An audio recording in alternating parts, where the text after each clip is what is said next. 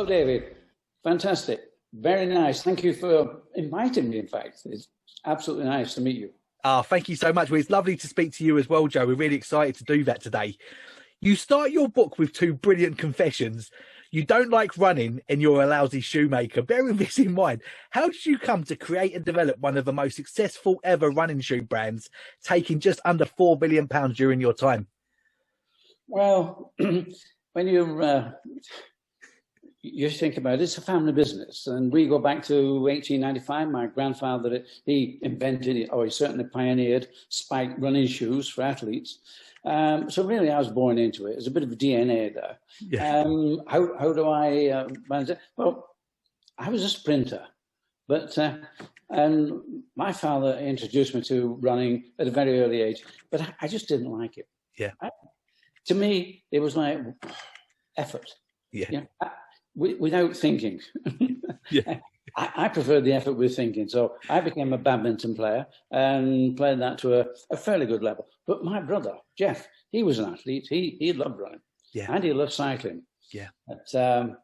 But as far as that's concerned, a shoemaker, well, again, shoemaking is repetitive, like a lot of things. And I don't think I'm built for being repetitive. I want to do other things. Yeah. And you know, that worked for Jeff and myself.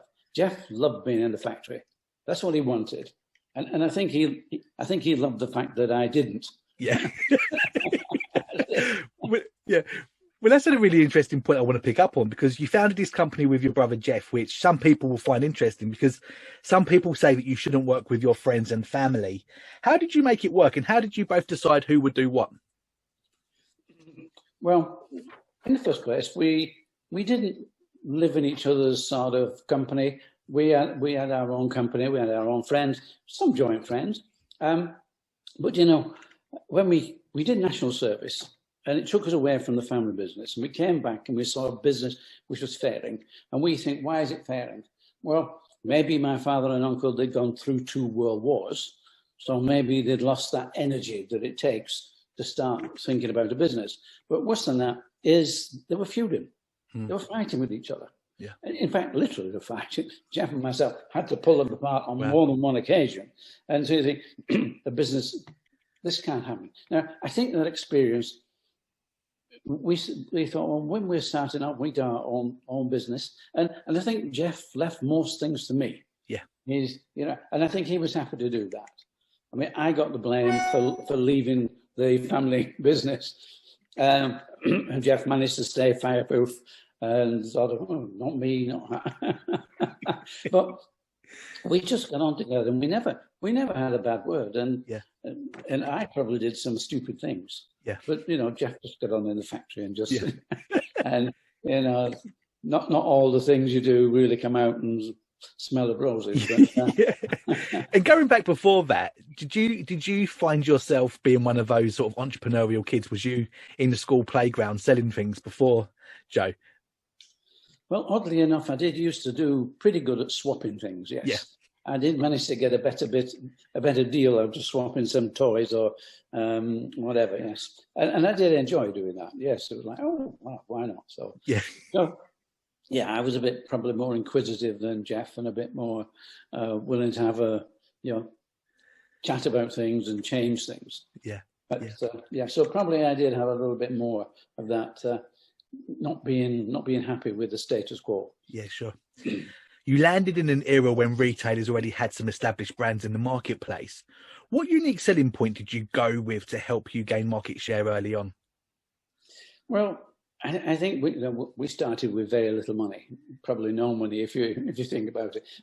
We only had what we were saving. I had been married for a while. I had a mortgage on a property, and I had to sell the property. So, but there was not much capital out of that. You know, we pay a mortgage and you go and live with your in-laws, and eventually we lived in the factory. So we didn't have much money. I think our focus was mainly on, look, we can do better than they were doing at Foster's.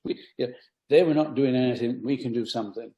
So I think our aim really was there's no future at the family business, let's see what we can do and build a future.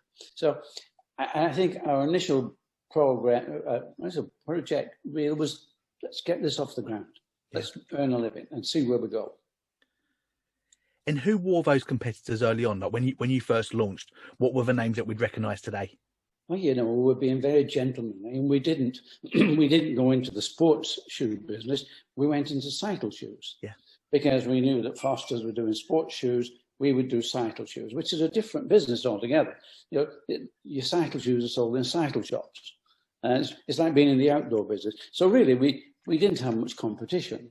Yeah. There was not much around. However, our cycle business, which you've read the book, our cycle shoe business died very quickly when a brilliant agent that we picked up in London, all of a sudden he was killed in a road accident. And that took away our cycle business. Meanwhile, we had got very close to the athletic clubs, Bolton United areas, Bury, and so all the local athletes started coming to us, and we were working with them. Jeff was running; he was part of the. He joined the club, so he was in there, and so we became known as the athlete shoe. We were actually making shoes, and the athletes trusted us. And our shoes may not have been the prettiest at the time, but they actually did the job. Yeah, amazing. Yeah. How did you get the business to become international? But before you tell us, Joe, let's hear from our sponsor.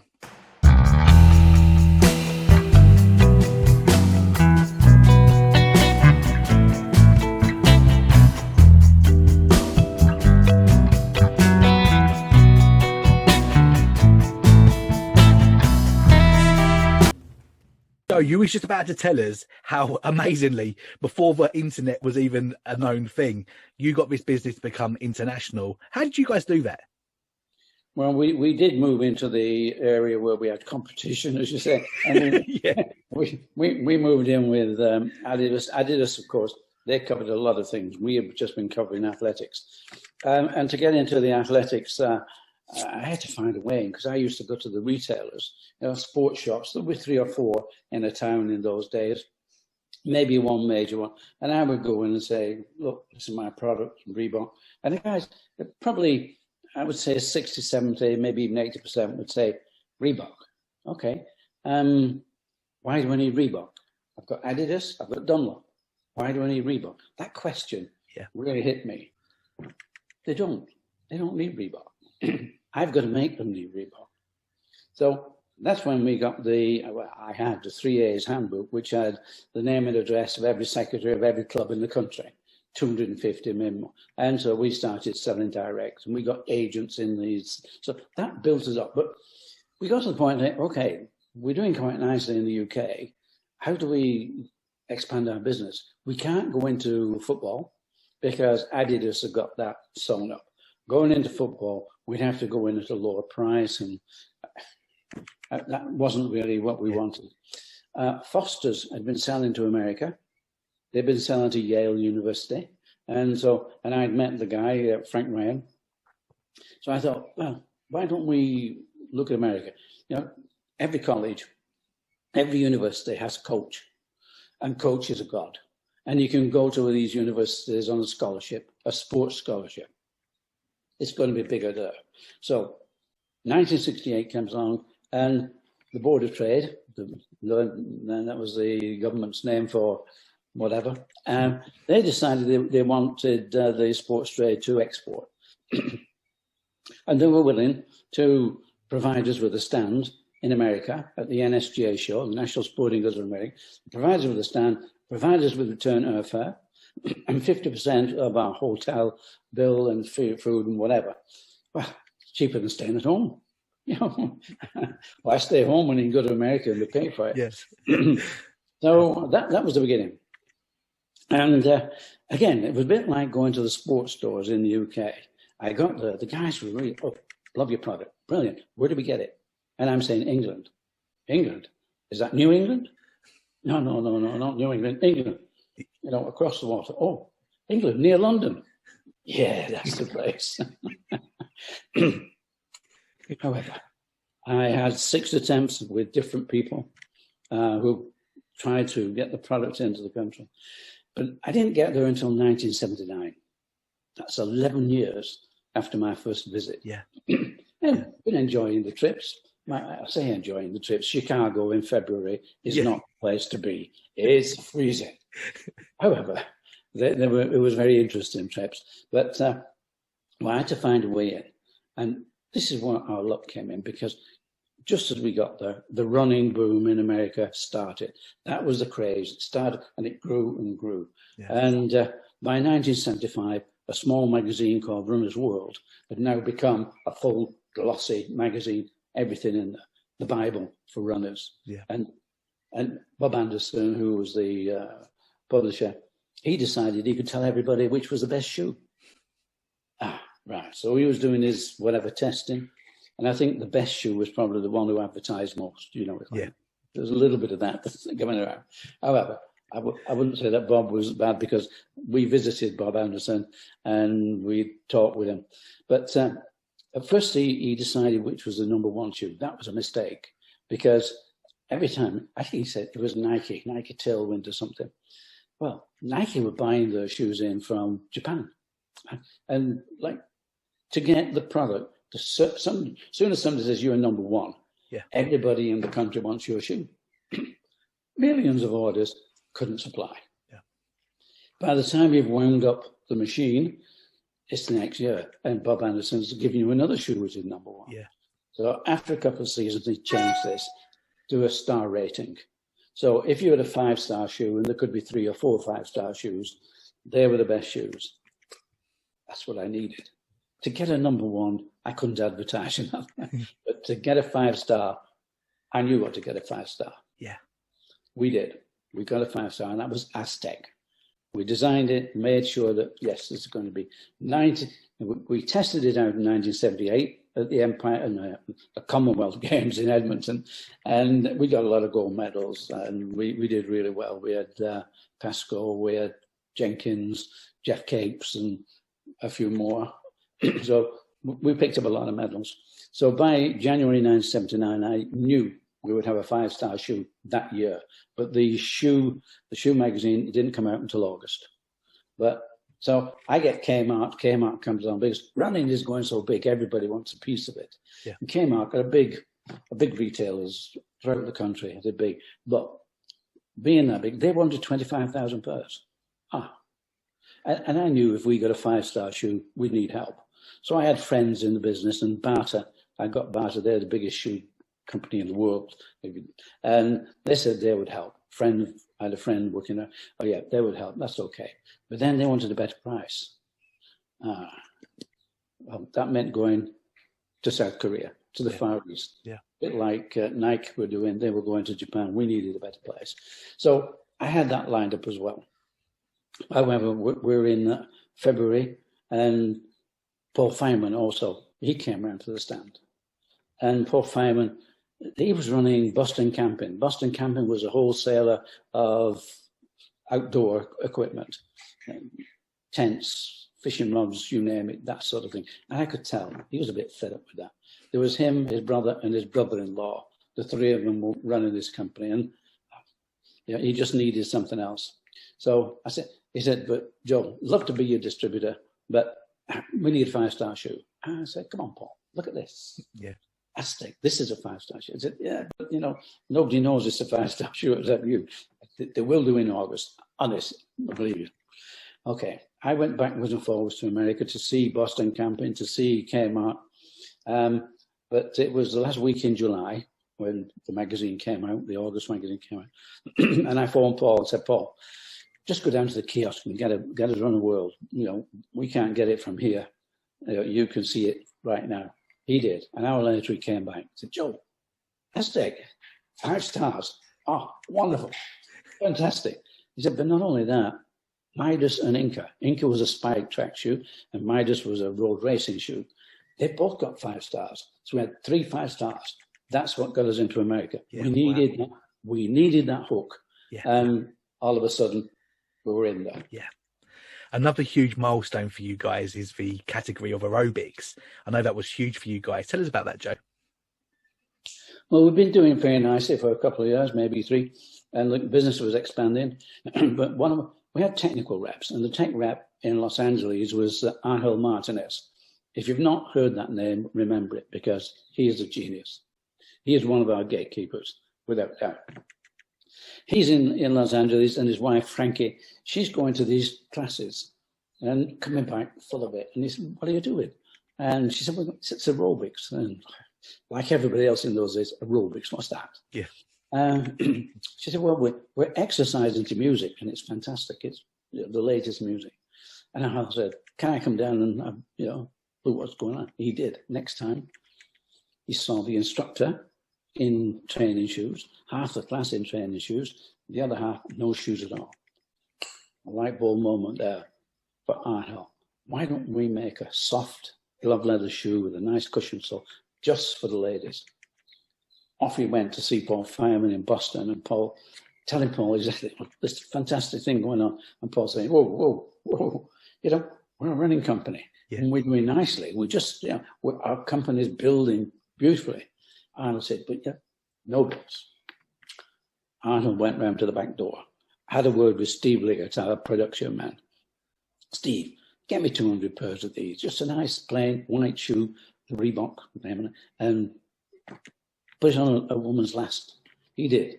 He got his shoes and he gave them to the instructors and to some of the leading girls around there.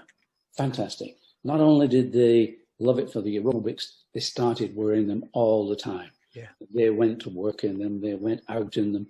And when we ended up with Jane Fonda buying a pair, and in her videos, she is seen wearing those. And then, of course, it just went on. This was influencer marketing before we knew what influencer marketing was, right, Joe?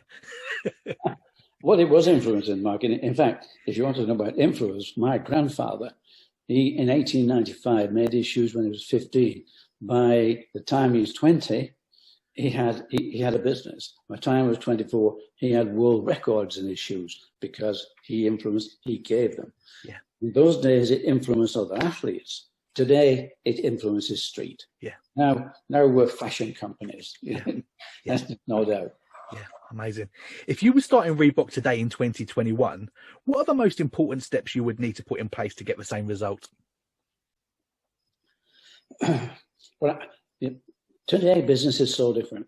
When in 1958 we never even heard of the word entrepreneur or marketing. Now a business is a package. Now a business needs financing. You've got to have good ideas. You've got to have good design, and you need your influencers. So you've got to know whether if you're just starting out and you haven't got a lot of money, you need a lot of friends. You need to be knowing the people who will wear the shoes for you and make that influence. And it's tough, but we have computers now. Yeah. We have this Zoom. Wow. I mean, all I had to do was get on a plane. I had nothing else. I didn't have a computer. I didn't have a mobile phone. I was lucky if I had a calculator. Yeah. But really all I had was a fistful of American Express travelers checks and places to go. Yeah. So, that was it in my early days. Today, it's you could probably make a nice business, but then you need that bit of luck. Yeah. And you also need to employ talent if you can afford it. Yeah. But employ talent, but not egos. Yeah. Egos you don't want. Talent you do. And I'd rather have a person who will put so much effort into it that he might work a 10-hour day and doesn't even know it because he's loving it. Yeah. I'd rather have that energy because you've got to generate that energy. Yeah. You've got to be in love with your brand. Yeah. You've got to sort of sell it every time you speak to people, every time you meet people, and that energy has got to flow through everybody. So if you're starting, first thing, you need to be young. Yeah. Very young. Jeff and I was 23, Jeff 25. And so we left the parent company, and so what can go wrong? We're undefeatable. Doesn't matter.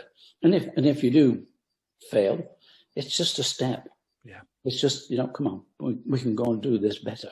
Yeah. You learn something from it. So for anybody young, is by all means do it, get on, give it a try, and don't listen to too many people, because people will say, make a plan, do this, let somebody look at your plan. And what you find out is that this becomes so so difficult. When you're small, you're young, and you're just doing something off the seat of your pants. You've just got to get on with it. Yeah. And give it a try. Yeah. Brilliant, Joe. Love it. A problem that all popular brands have is having to deal with counterfeit fake products. How did you guys deal with that, and how much of a problem was it for you? Well, and the biggest problem is the fact that you have your shoes made in the Far East and you're selling them in more often than, whilst globally, the large markets are in the West. And what happens with the factory? You give a factory, say, 4 million pairs a month, because we were averaging 5 million pairs a month when I left in '89. 5 million pairs a month. So you go to a factory and you might give them 2 million, and then okay, we need more in September or November. So you'd give them a 2 million, 4 million, 3 million, 2 million, and they would just put that together, and they say, well, that's 10 million or whatever it is, and they divide that by how many months and just keep making. Then what you would say is, oh, sales weren't so good this month. Well, we don't want that many, but they keep making them. Yeah. They just keep making them. And then if you don't pick up on that, they open the back door. Yeah. And the back door, they just sell them out. That used to be the, and to them, that was not a problem. But to them, they didn't feel that they were being unethical. They got the materials, they got the workforce, and you can't just go up and down with the workforce. They just made the same amount of shoes. So that creates the atmosphere for we call it transshipping, but then they call it counterfeiting. Yeah. But it's your shoe. Yeah. It's still the genuine shoe. So unless you can really, I think they've got a lot of control on shoes now, but counterfeiting on T-shirts in particular, which is just a matter of just doing screen printing, and so many people still do that, and they get picked up for it. But imitation is the best compliment that you can have. Yeah. So it's something you have to put up with.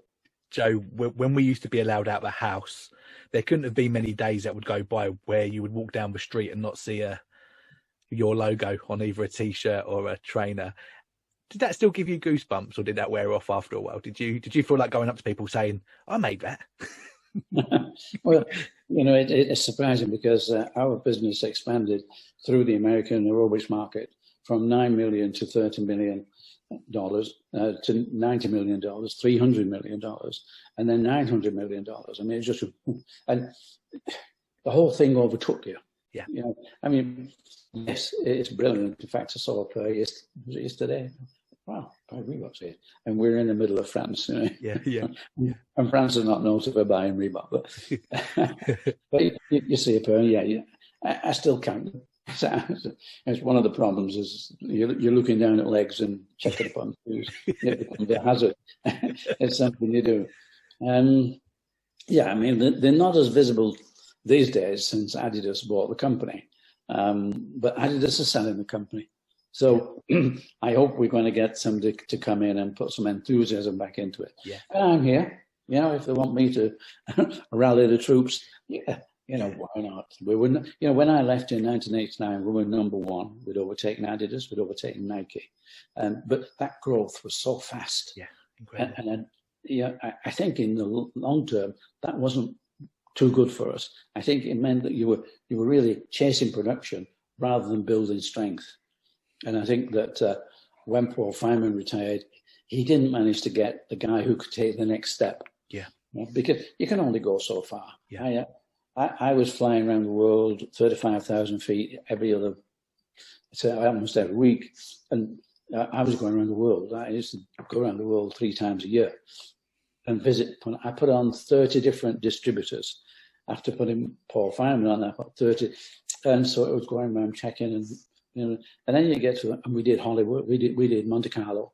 Monte Carlo every year. We brought a lot of Hollywood people in to do the Princess Grace tennis tournament, the remembrance, and that was massive. But you do all these. We supplied Princess Diana, Harry, Wills, the royals. We supplied so many notable people. Yeah. And I went to so many events. Yeah. and you think, what am I doing? The challenge had gone. This is more meeting people and shaking hands, which is very nice. Thank you. Yeah. But there's a time when you think it's about time to step off this and just take it easy. Yeah. Because you wonder where it's going. But it was fantastic, yes. Yeah. And the company, I say, it grew fantastic. Yeah. Joe, what a life and what a story and what a book you've just written as well. Shoemaker. I was so excited to see that it's now coming out in a paperback version as well. And I know you guys are so kind. You're actually able to buy a signed copy through your website, right? That you actually were signed for people and send out in a post. Tell us about that, Joe. Where can people get that from? Well, they can come onto our website, which is, you've got Julie, Reebok. jwfosterheritage.com. Yep. Julie is the organizer around here, so so if you want a signed copy, you can get it through our website. Yeah. Otherwise, you can buy it through Amazon and any other. Yeah, brilliant. Top retailers, yes. Well, we're going to put a link to the Amazon and to your website and your social media in the description below. Joe, thanks again for your time today. Before you go, do you have any closing thoughts? And what is the best way for people to keep in touch with you? Well, the paperback, which will probably get bigger sales, the paperback is out on the 10th of June. Yeah. So we're giving it some push. And yes, it's a new challenge. Yeah. The challenge was to get Reebok to a number one brand. Now, the challenge is to get Shoemaker to the number one book. So we're doing that in the UK and in America. We're pushing it hard. So, we wanted to be a number one book. Brilliant. Well done, Joe. You've been working very hard on various podcasts around the world. It's been a pleasure listening to you speak about your journey. Thanks again for your time. I've really enjoyed it. It's been an absolute pleasure, David. Thank you very much for the invitation.